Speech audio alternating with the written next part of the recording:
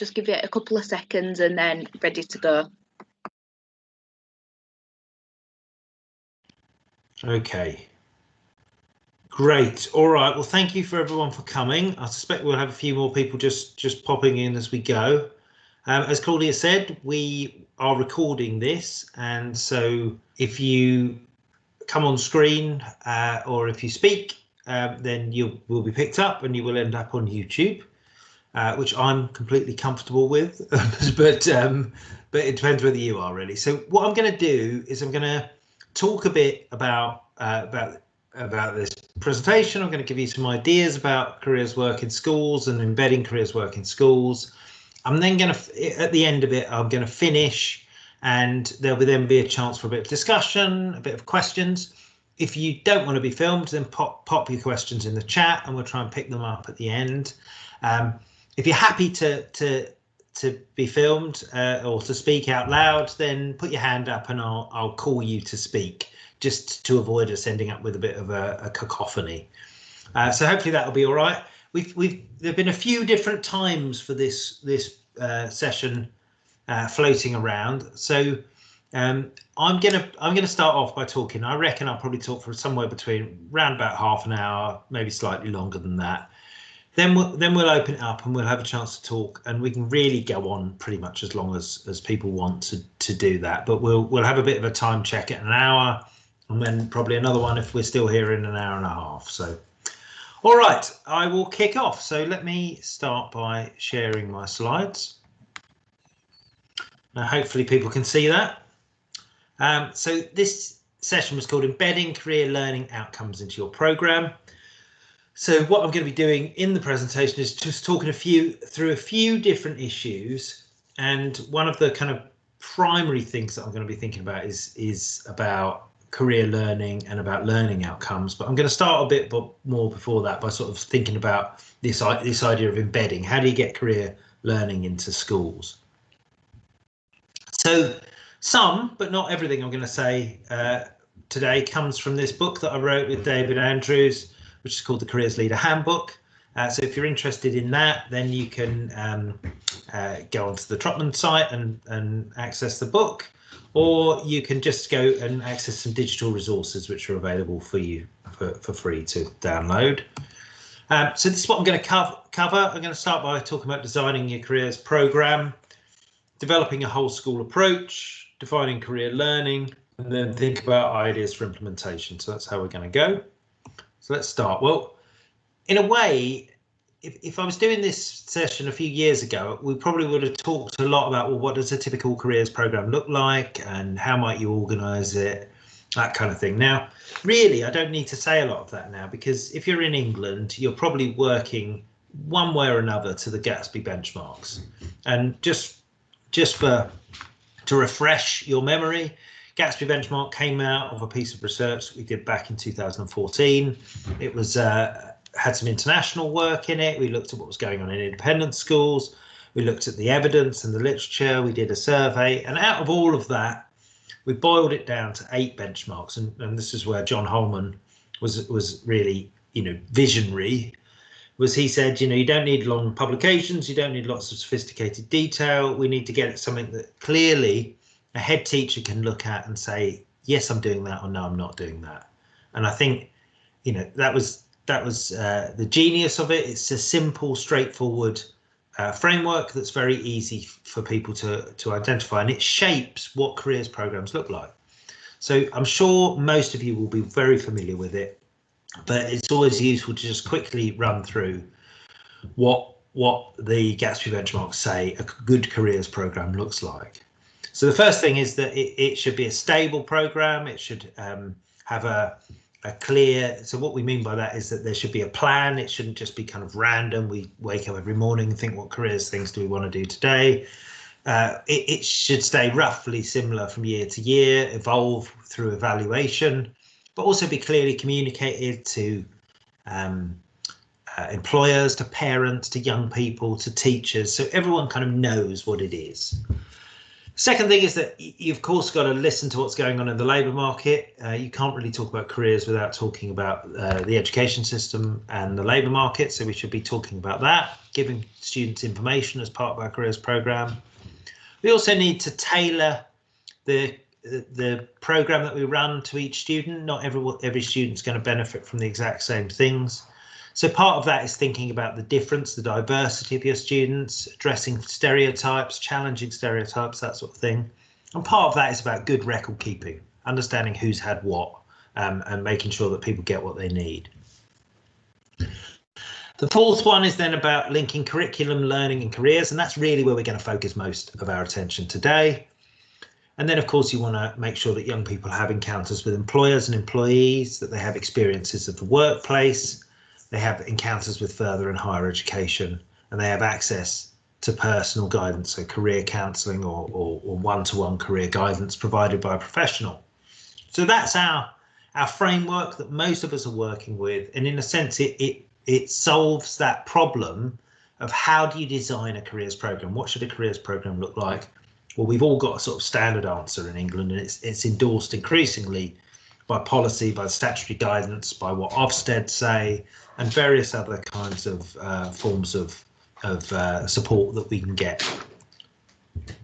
But Gatsby tells us what to do. If we're really going to engage the whole school in this, we need to be able to give people a better answer than just a sort of list of tasks that we're going to complete. I'm going to do this, and then I'm going to do that, and then I'm going to do the other. That's not very engaging. It's not very inspiring. It's really useful if you're somebody who is interested in careers and you want to know, what's a good evidence-based way to take this forward. But really, we need something more. So we need to be able to answer the questions: why are we doing this? And really critically, what change are we aiming to bring about in the school and in young people? And that's what we're going to focus on today, really. So let's think about developing a whole school approach. And this is, I suppose, the aspiration, is that careers activity is not just something that's done by the careers leader or by the careers advisor. It's something that every teacher, in fact, every member of school staff is thinking about all the time. And it's also something that all school staff are sort of weaving into what they do. So it actually becomes part of the culture. So, well, let's start by what we mean by this idea of career. Well, career to me is the individual's journey through life, learning and work. It's not just about getting paid work. It's not just about getting, a good job, but it's actually how do we join together the different parts of our life? How do we join the learning with the education? Sorry, the learning with the work. How do we join our family life with the times that we might spend doing our hobbies? Or how do we join our role as an individual with perhaps our role as a citizen and a part of society? So career is about the kind of way in which we navigate through those things individually and collectively. So career links education with life. It links, and this is very important for its rationale in schools, it links effort today with outcomes tomorrow. So if I work hard now, this is the pact that all schools make with their students. If you work hard today, you're going to end up better tomorrow. And there's obviously a lot of truth in that. I'm not denigrating that. But careers is really the way in which that relationship actually plays out. So, you do really well in your maths GCSE, you work really hard, even though you find it difficult. And where you get rewarded for that, other than in, the joy of learning, and other than in, a piece of paper that says, well, I got a 9 in my maths or whatever, where you get rewarded for that is when you start to be able to trade that in for other things in your life. So you start to be able to use that certificate to get you into another course or to get you a job. And even more importantly, it's where you start to be able to use the knowledge and the skills that you've learned in that in order to be able to do things that people want you to be able to do. So careers is not something that's a sort of do school and then think about your career. It's actually core to the rationale of why we're at school and how we engage with students while they're at school. So careers is actually about linking schooling with society. It's about helping to understand the relationship between what you're learning and what's going to happen. And for many, many students, it answers that question that they will often ask. And if you're a teacher, it's incredibly frustrating when someone pipes up from the back in the middle of a lesson and says, why are we learning this? What use will it be, sir? And you have to come up with a response to that. Well, careers gives you that response, and it gives you it on a number of levels. And we'll be thinking about that as we go through. So what we're arguing for is that careers is not something which is kind of secondary to the school's activities. It shouldn't be a peripheral part of the school. It should be at the heart of the school, built in to the school and the way that the school approaches these issues. So I think the first thing that I really would advise people to do if you're in a careers leader position is to not start by thinking about careers, not to start with the Gatsby benchmarks and building your program, but start by thinking about the guiding philosophy in your school. What is the school actually about? What is it trying to achieve? And if you look at most school visions or mission statements, you tend to see an awful lot of things like to turn out the next generation of leaders, or to create the future citizens that are going to take forward the world, or those kinds of statements. You very rarely get a school that says our vision is to get everybody a 7, 8 or 9 in at least 5 GCSEs. I mean, that's not really a vision. It's not really a philosophy. The philosophy is what are your learners going to do with this? How are they going to take this knowledge, these skills that they've developed? How are they going to take them out and use them in the world? And so start with your school's vision. What's the school's vision about? What's the guiding philosophy? And then start to think through some of what we've been talking about with careers. What is it that the school's promising to achieve for its students? And how do these things link to career? How are these things made possible by effective career learning, by understanding better the labour market, by being aware of the way in which the education system works, by having a good reflective knowledge of yourself and your strengths and your weaknesses, these kinds of things.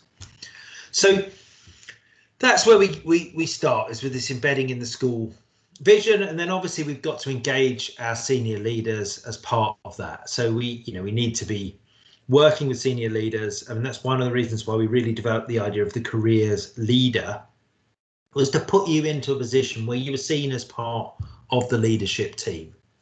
Now, you're a middle leader as a careers leader.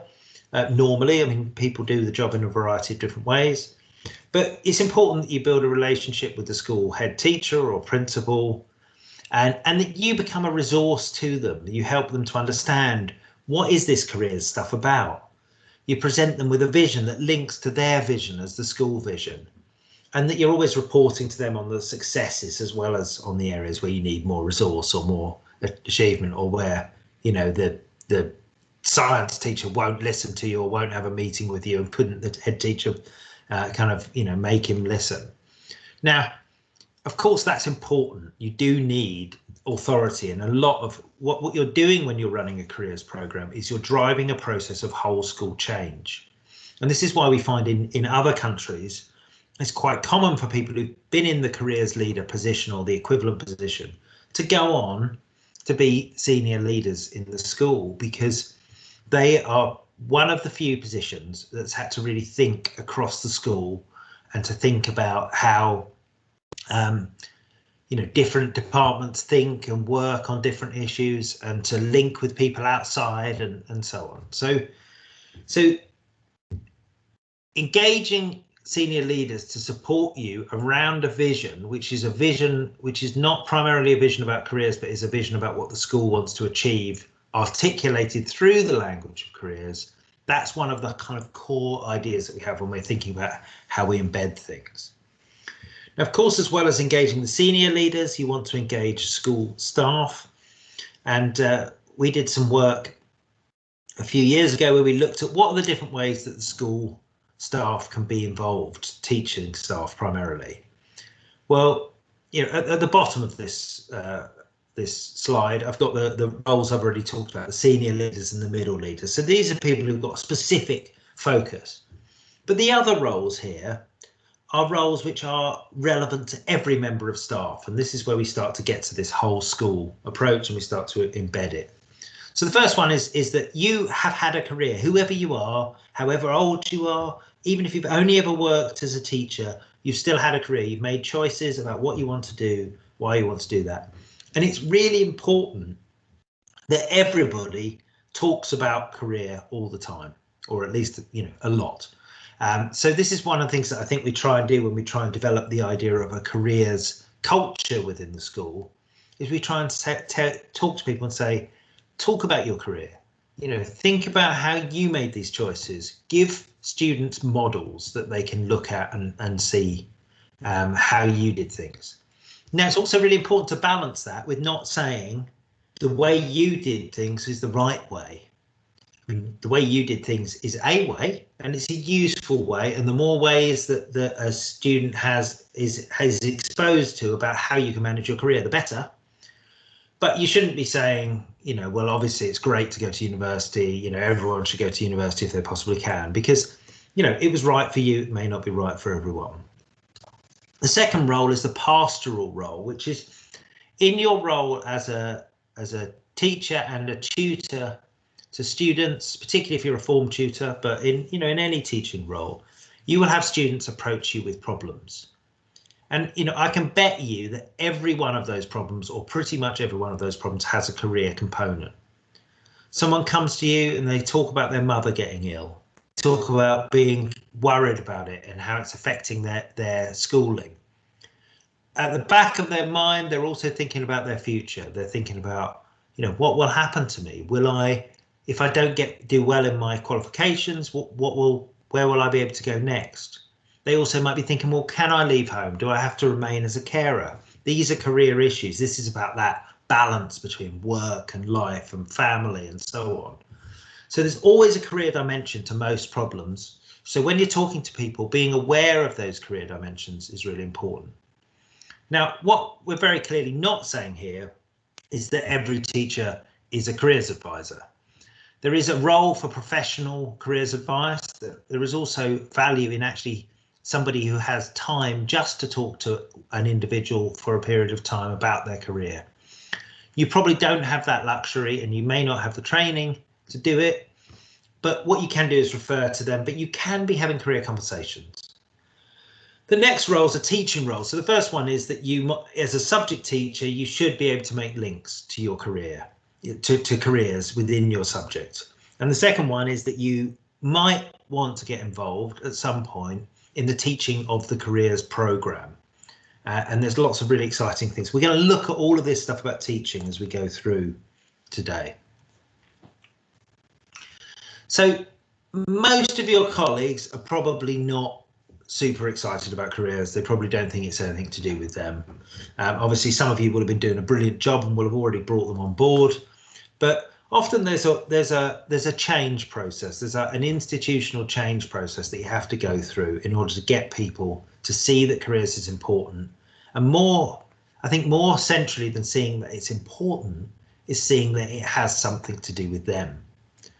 So this is about explaining what you're trying to do and why, leading by example, celebrating and publicising success. So if you get the science teacher to pick up careers and do a lesson that's got some really strong careers content, then make sure that you stand up in the staff room and really celebrate that that's happening the next time you get time to talk. Really recognise where colleagues are working with you. Make it easy for them. If you're a careers leader, give them resources, give them support, and make sure we've talked about the senior leadership team backing you up already. But also, you've got a huge resource in a school staff. You've got a huge number of very committed educators who will have all sorts of ideas about how to deliver educational content.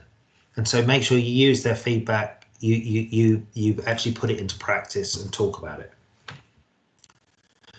So far we've really tried to think, well, we've got an idea of roughly what the structure of a careers program looks like. That's Gatsby Benchmarks. The second thing is if we're going to make that really work, we've got to build it into the whole school. We can't just kind of give, do a bit here and a bit there.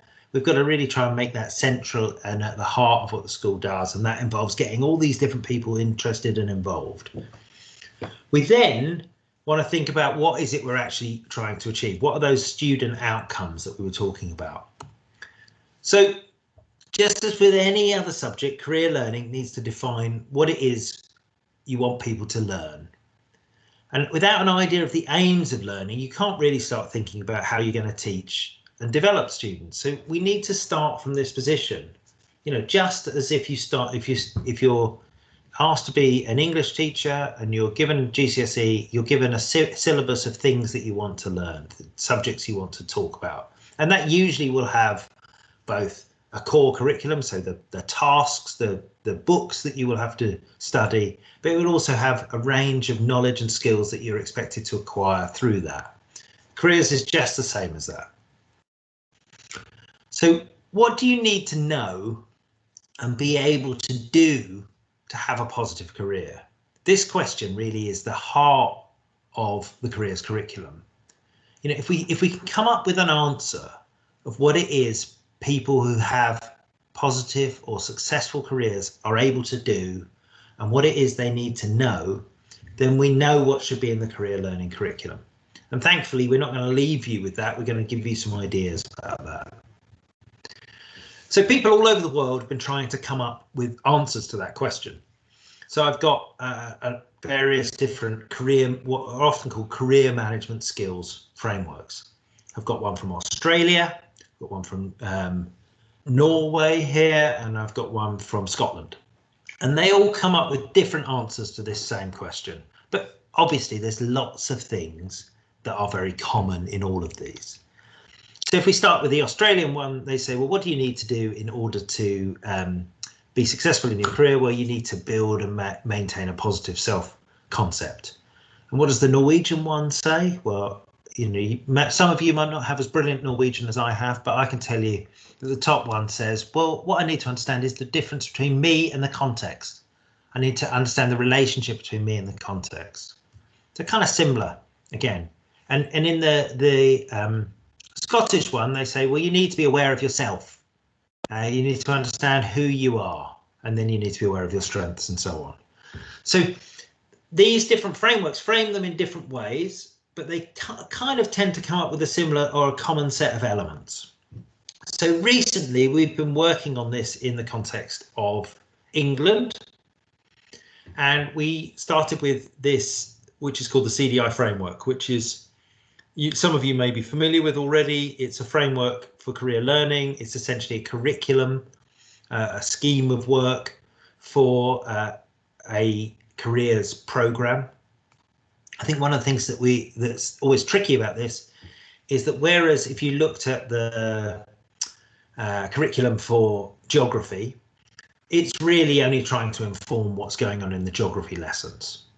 Now, careers is delivered in lots of different ways, but I think it's a really good thing if somewhere within your careers program you have some dedicated lessons or time just to talk about careers.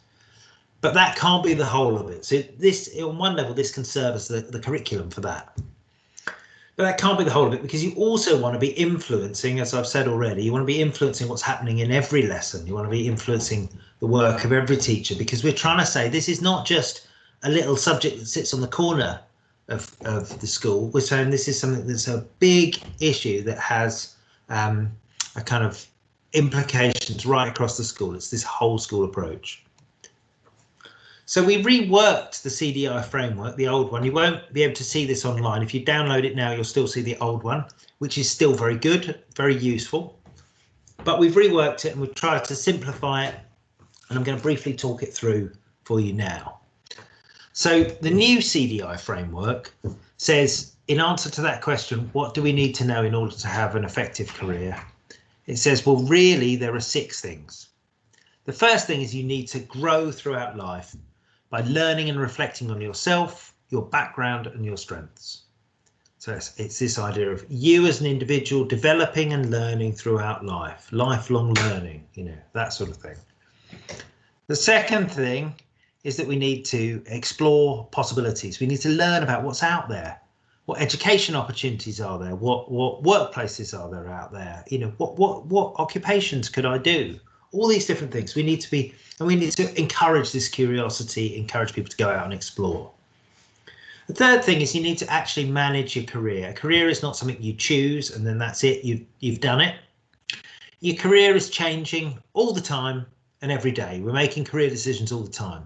And if people who are effective and have positive careers are good at managing their career, they make, you know, good decisions as they go through.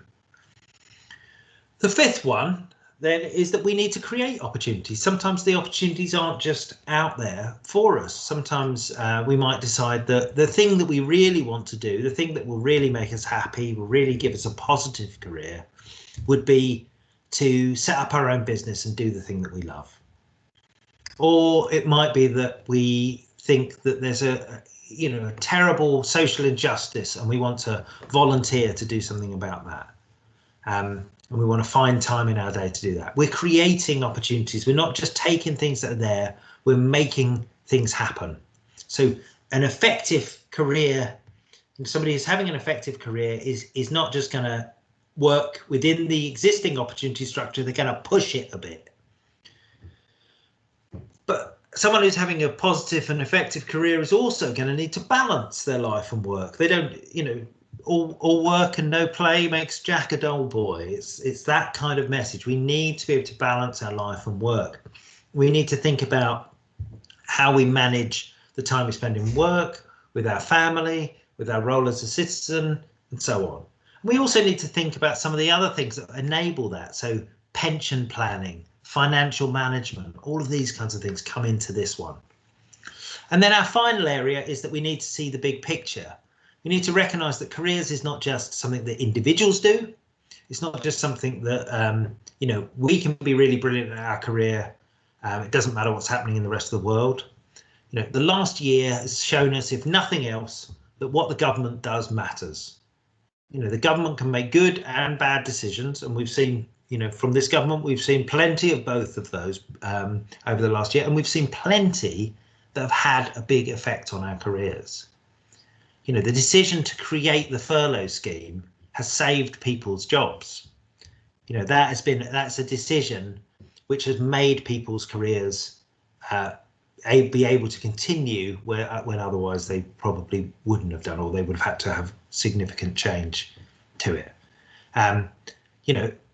The government equally have been criticised for not providing enough support for people in self-employment. And that is, again, a big picture issue, a big political issue, something that's going on with Boris Johnson and all the rest of them.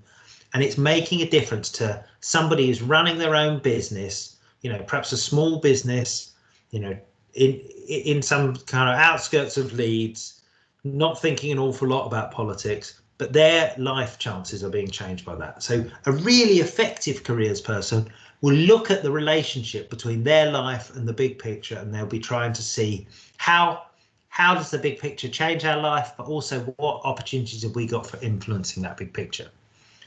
So this is our new framework, and it gives us a set of learning areas or learning outcomes that we can work on when we're working with learners through a careers program. So if you want an example of this, so we're going to be launching this just after Easter fully, so you'll be able to see there's lots of examples like this. But just to give you an example of this, see the big picture learning area. And we've broken it down into key stages, so we've got a post-16 example here for you. So one of the elements of see the big picture is, so we say students need to see the big picture by paying attention to how the economy, politics and society connect with their own life and career. In the post-16 phase, this should include evaluating different media, information sources and viewpoints, exploring local and national labour market trends, looking at trends in science and technology, the relationship between career and the environment, between career, community and society, and between career, politics and the economy.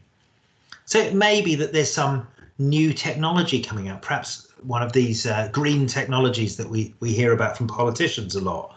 And that's going to make the possibility that there are going to be a whole set of new jobs, perhaps constructing wind farms, let's say. Now, somebody who's good at seeing the big picture, who's learning about that, who's thinking about the implications, they're going to be more likely to make good career choices, which will put them in a place which is going to be helpful for them in the future. So effective careers, people who have effective careers are thinking about all these things. And so what we can do in the CDI frameworks is we can give you a curriculum. We can give you 6 areas, which, you know, at its kind of most simple could be 6 lessons, but I think hopefully we would try and give more time to all of these things.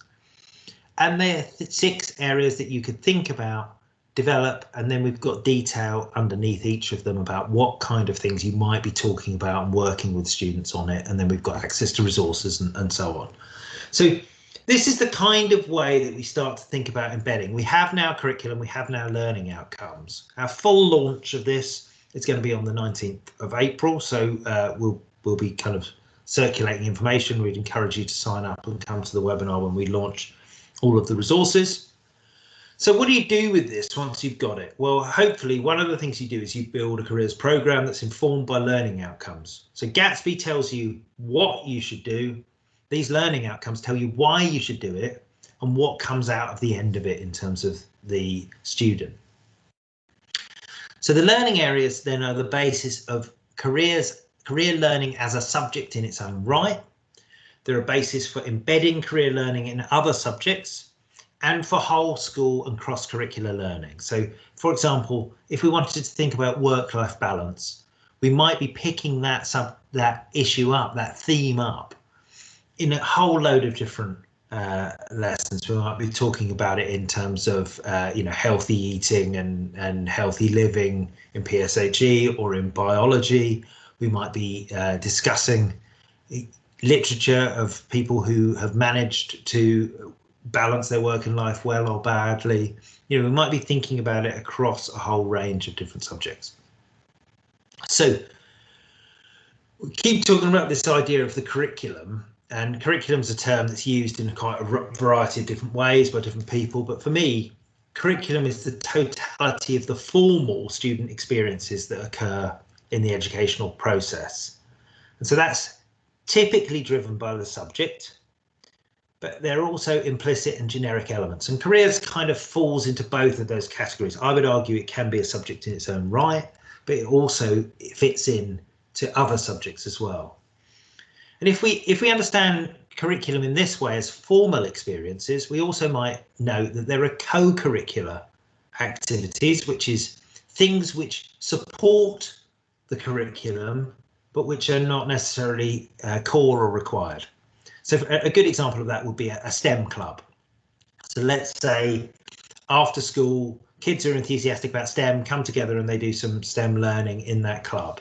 That's beyond the curriculum, but it's strongly related to the curriculum. So it's what we might call co-curricular. You know, a theatre trip might form the same function for the English department.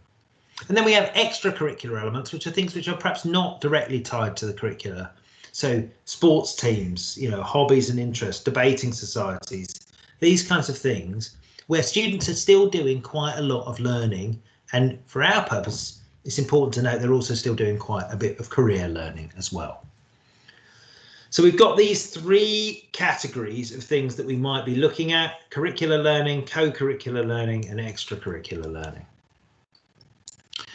And when we're thinking about planning the curriculum, we might use a cycle that's like this, and this kind of fits with what I've been saying so far. We outline the starting point, what's our vision for what we're trying to achieve. We think about what students know already. We define some aims and objectives. We develop activities, assess what's been learned, monitor, review and evaluate, and then develop the program, and so on it goes. And hopefully this is a kind of ongoing iterative process of development. So what might this look like? Well, if we look across various subjects, so we might, for example, say, how would we embed career learning in different subjects? Well, Let's think in language classes. Why not get people writing CVs? I mean, it's a standard document. It's something which requires people to use language to tell a story in a very kind of concise way. It doesn't require really sophisticated high-level linguistic skills to write a CV. So could we use that as a mode to get people testing things out in language classes? So it'd be nice for people to see it. And we could even do a bit of learning about how CVs are presented in other countries. So we could perhaps look at, so that, for example, there's a standard format in Europe called Europass, which is the standard way that CVs are presented. Well, why not get students creating those or doing them in French or Spanish or whatever? We might be looking in humanities at changes in the local economy. We might send students out to do project work or draw on local data and look at how the economy has changed either over a period of time, so in a history kind of context, or perhaps we might look at different areas. So I live in Leicestershire. There's quite a big difference in the local economy between Leicester, the city, which is a fairly big city, and then Leicestershire, the county, which is pretty rural. You know, looking at those differences might fit in with various learning outcomes we have within geography, but also help students to learn about the economy and the opportunities that are around them. We might talk in IT about how we manage our online footprint, our digital footprint. What are we telling the world about ourselves? Reviewing our social media, thinking about how employers might respond to that.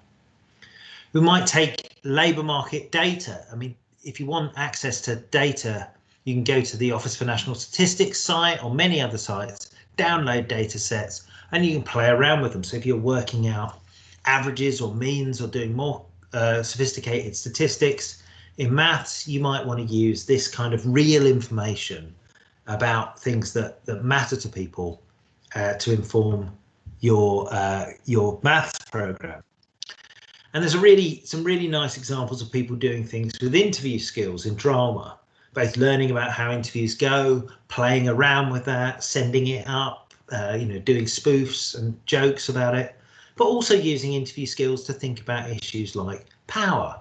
What is it that we, what is appropriate to happen in an interview and what is inappropriate and how should you respond?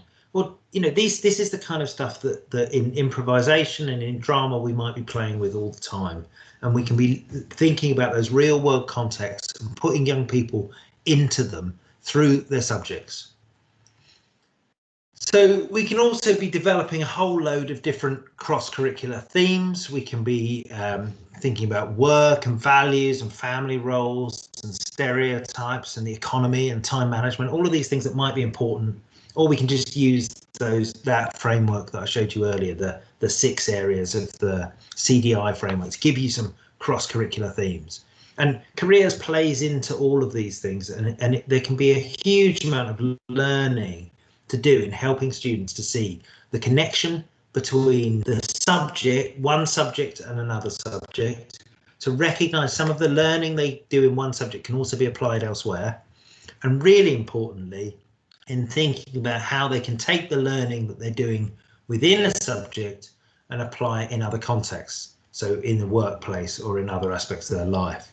And that's where it can be really powerful to bring in employers and have employers teach some curricular content as well as talking about careers. So, when we talk about employer engagement, we're often talking about bring an employer in, get them to talk about their career. Well, what about if you bring an employer in and you get them to talk about their experience of using a particular chemical process within their work? And then, of course, they're going to talk about their career a bit around that as well. So we're combining subject-based learning with curricular learning. And maybe we even can look at cross-curricular and extracurricular themes as well. We can perhaps bring people in to talk about, excellence in sport or their experience of how their various participation in extracurricular activities has driven their career forward. So I'm gonna stop there. Well, in a second, I'll just finish up, I think, first, and then we'll perhaps take some questions. So I'm really happy to pick up questions in the chat, points in the chat, but also if people are willing to speak and potentially be on camera and give us an example or if people are, obviously if people have got questions, that's great. But if somebody says, well, actually, you know, we did something a bit like this at our school and this is how it worked, that would be really interesting as well. So just in terms of where you can find out a bit more, I've got a website which is called Adventures in Career Development. I pretty much put all of the resources that I get as soon as I can remember. Anyway, I put things up on there. So there's lots of slides and resources and things you can download for there. I mentioned our book, the Careers Leader Handbook, which hopefully you'll find useful. And of course, the Gatsby Good Career Guidance resources are always really useful as well. So final thoughts, I think, is that we should be aiming to put careers at the heart of education. And this means engaging our institutions and our colleagues in thinking about career. And your careers programme is not fixed. It needs to continue to develop, particularly in line with the wider strategic aims of your school. But thinking about the learning aims and the curriculum is one of your key tools to impact more widely. And I think what we've tried to do in the new Cdi framework is give you a kind of new, quite contemporary approach to what the learning aims of career learning are and should be. Yeah, so if you want to contact me, there's my details, but I will stop now and we can perhaps pick up some of these, some of the issues that people have perhaps raised in the chat, or if people want to put up their hands, then we can bring someone in at that point. So I don't see any questions in the chat so far, so obviously leaving it in stunned silence so far. But if anyone's got any questions or comments that they would like to make, then please do.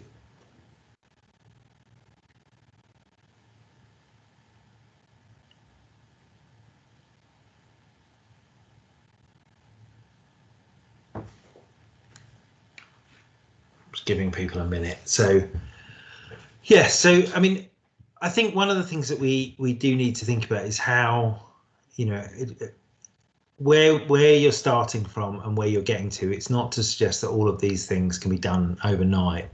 One of the things that we found when we started implementing the Gatsby benchmarks was that it takes quite a lot of time. And really what we're pushing here is the idea that there's actually some deeper forms of engagement that you know, I think are implicit within the Gatsby benchmarks, but perhaps can even go a bit further. And that's really about this idea of a whole school transformation, a whole school shift towards a school that is focused around careers and around thinking about how they support learners to move into the future. So any thoughts or questions?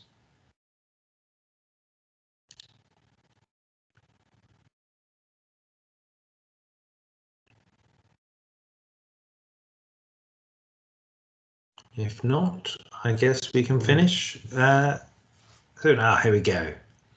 Can you see virtual experiences continuing for students? We're currently holding some virtual mock interviews. So it's really interesting. Obviously, the last year has been a pretty challenging time for careers work. And it's also been very challenging for employers. And so we've seen things that are kind of, for many employers, are kind of nice to have, but not core business, like work experience and so on, has been something which they've firstly not been able to do, but only some of the best employers have really developed new ways of engaging. So we've seen a lot of activities go online. So from work experience and employer engagement, actually my son very helpfully, as an illustration, was actually doing a virtual engagement with an employer today that his school had organised. He's still not back at school until I think tomorrow is when he's first going in. And so they'd organised this online experience. So I think what we've all learned quite a lot over the last year about how we can use the internet more effectively. And one of the things that I've been trying to argue is that to some extent we were caught a bit on the back foot by this, and we need, as careers professionals and careers leaders and careers advisors, we need to be more comfortable with switching between different modes. So, you know, I think my answer is that virtual experiences have grown. We've experimented a lot. We've tried lots of things out over the last year. I would like to see that continue. I think they offer huge opportunities, particularly in the employer engagement side, but also I think in terms of reaching out to students potentially who are ill or who can't be in school for whatever reason. So I think one of the key competencies that I would like to see for careers leaders and for careers advisors will be kind of developing more ability to work with e-learning, to work with virtual experiences and so on. Somebody else says there that one of the key challenges with it is with you doing virtual experiences is that you need to monitor their impact, and that's absolutely right. I mean, anything you read about e-learning, the issue of dropout and retention is important, and I think you really have to think about how you manage participation in e-learning, and that is really about making things active. You know, it's really easy for kids to just turn on a screen and leave it playing while they're doing something else. So I think really effective virtual or online career learning is stuff where you're actually getting people to talk and to engage, and if they're not talking and engaging, you're picking them up. So it has to be this active learning type approach. Great. Catherine Lee Williams says it's important to show the impact of CEIAG on learners, and can say a bit about how the framework can help us. Well, I think one of the things that we're trying to do with this framework, and really with any set of learning outcomes that you use, is as soon as you create an outcome, you've got something to judge yourself against about whether this has happened. So you can start to do measurement of impact, and it's a much fairer bit of impact to measure than things like sort of destinations, which is one of the things that often politicians will come up with when they say, you know, is careers provision any good? Well, do these people get jobs? Well, that's, you know, I mean, that is part of it, of course it is, but I think, you know, if we've identified what we want people to learn, if we've identified things that we plausibly believe lead people to have more successful careers, and we can measure that at the end of our provision, students are more able to do those things than they were at the beginning. So if at the end of our provision, people understand, for example, what is entrepreneurship, they understand what kind of roles are often set up as self-employed roles, how would they go about setting up self-employed, if they've done some exercises, if they've demonstrated creativity, we can, at the end of that process, we can point to evidence which shows that learning has happened. We can even assess it in various forms if we want to do that. And so I think it's very important that we have a clear set of outcomes that we're trying to achieve, because it's only once we have these that we can start to build some case that the work we've done has actually changed these things. While they're left implicit, then it's very difficult for us really to monitor that. So while I wouldn't say that the primary purpose of this framework is, you know, its primary focus is to give people something that they can do in the school, that some way of working with young people, some idea of what they're trying to achieve, but it also should make a big contribution to that idea of evaluation as well. So Carol asks, how do you get the whole school to embed, how do you get careers embedded into school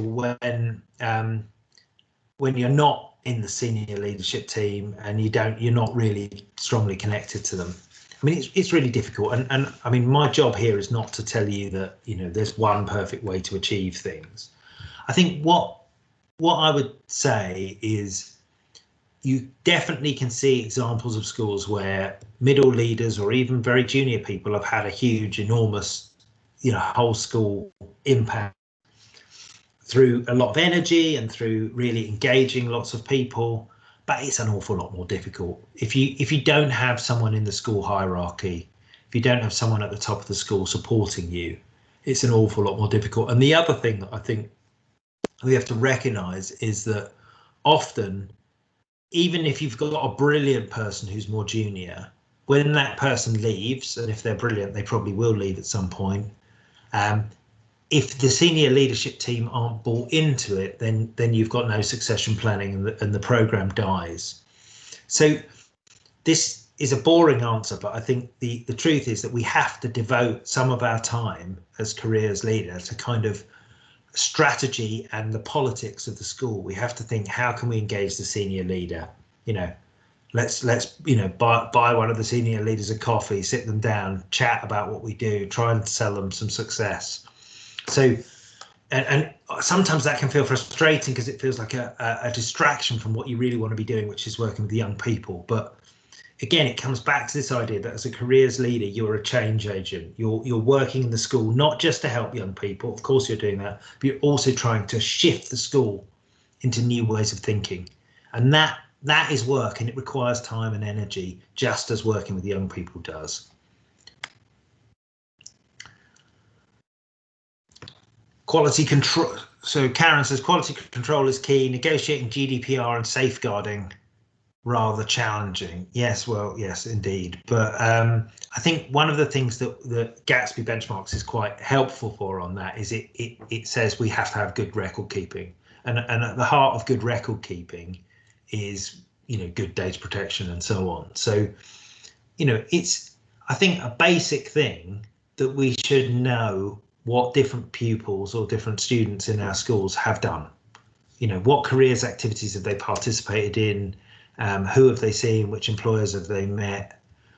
What kind of activities have they missed because they were ill, and so on? Because if we don't take it seriously enough to hold that kind of information, then we end up we're not really taking careers seriously. So yes, you know, things like GDPR and data management is important, but really more important is taking careers seriously enough that we hold data and manage data on students' participation. Tina asks what platform students we use for students to build and manage their careers option. I don't think what I've been talking about today is particularly platform dependent. I think there's many ways that you can do it. People use all sorts of different tools in order to support students. I think in a way, one of the messages that I would have is that we need to be pushing the learning to the front and the tools as a support for the learning. So we're talking about GDPR in terms of virtual opportunities. Yeah, and safeguarding is a big issue. I mean, there are various programs and things that people are using in order to manage safeguarding in virtual opportunities. Other people will probably know more about the details of which ones they found to be particularly effective. Yeah, we absolutely have to kind of be aware of that. But I think we also need to, I mean, safeguarding is about having a proportionate understanding of danger. It's not about making the world completely safe. And that's, I think, one of the things that we always have to try and balance. It's always easier, I think, to err on the extra safe side of things, when as a careers person, really what you're trying to do is, to some extent, is push students and expose them to the outside world a bit more. Great, well, thank you for that. We're just approaching the hour mark, and so unless there are any other questions, we're probably time to wrap up here. Thank you for all the questions. There's some really thoughtful things that got us going there. Again, I think my kind of primary point here is that career education, career learning is first and foremost a learning activity. It's not about putting people through a series of benchmarks. It's not about saying you've got to do this and you've got to do that and you've got to do the other. It's about thinking, what is it we want students to be able to do at the end of that process?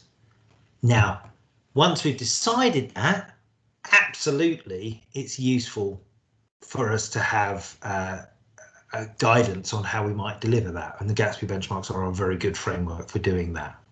But if we put the idea of learning at the front of it, and we design our techniques, our delivery methods, and then our IT tools as a way in which to achieve that, we're going to have much more effective programs. And so I think that's really the note that I'd like to leave it on. Thank you everyone for your participation. I hope some of that was of interest. If you want to find out more, then come to my blog, which is Adventures in Career Development, and I will see you around.